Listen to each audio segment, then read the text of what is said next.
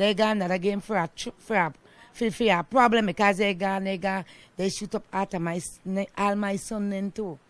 You understand? Like they call like they now macho man like they a God who is there to take life.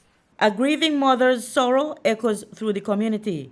Denise Flowers, heartbroken over the murder of her son Brandon Baptist, shared that he had made peace with those she believed are behind his tragic death. And you know what hurt me?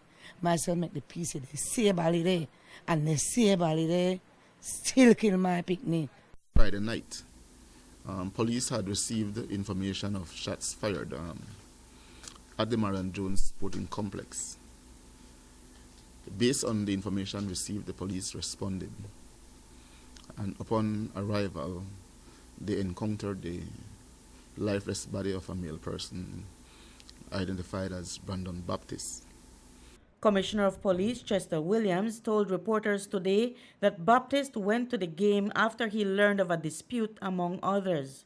The initial information the police had received is that Baptist, who was not at the game earlier, at the inception, was called to the field or to the stadium following some altercation someone may have had with members of the PIV gang.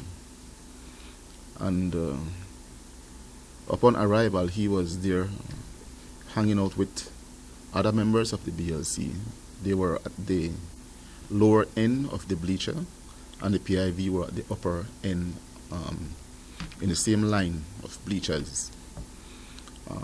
Brandon got up and he went to where the PIV group were, and some altercation happened. During the altercation, some are alleging that Brandon may have taken out a gun, and when he did that, the others from PIV shot him. After having shot him, he continued to struggle with them, and he was eventually thrown over the railing of the bleachers, where his body was later found. In the aftermath of the tragic killing, Williams acted swiftly on Saturday, implementing strategies to prevent any retaliatory violence. He mentioned that mediations have been paused to let tensions cool down and allow the community to regain some sense of calm. I went to Belize City on Saturday.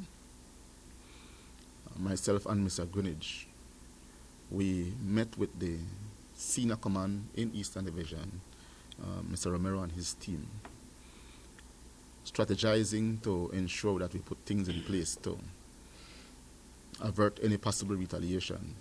And so you'll see that there is increased police operations in the St. Martin's de Porres area. And that operation is going to continue for a very lengthy period of time, because we want to make sure that we have things in place to prevent retaliation, even up to the funeral and after the funeral.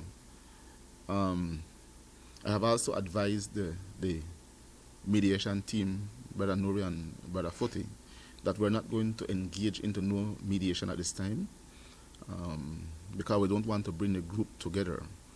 Tensions are extremely high, and that might result in further escalation of issues. So we will put aside mediation for now and allow the police to work. Brandon Baptist's family is clear on one thing: they don't want revenge. His mother shared their stance, but she couldn't hide her anger towards those responsible for taking his life. My son was turned to God, and I hate to see that people out there kill my son. That devil, that evil people. Not have God in. But one thing that I thank God for my son was my son returned to God. We never vengeance nothing. We left vengeance to God, right? Because in this life, everybody have their day. If we not call you for turn rock stone, all we call you for dead. And whosoever kill my son, I wish the best for them. And I left them to God, because there's a God. The other victims, 37-year-old John Greenwich, 26-year-old Herson Mena and 21-year-old Cameron Williams were quickly rushed to the KHMH for medical care.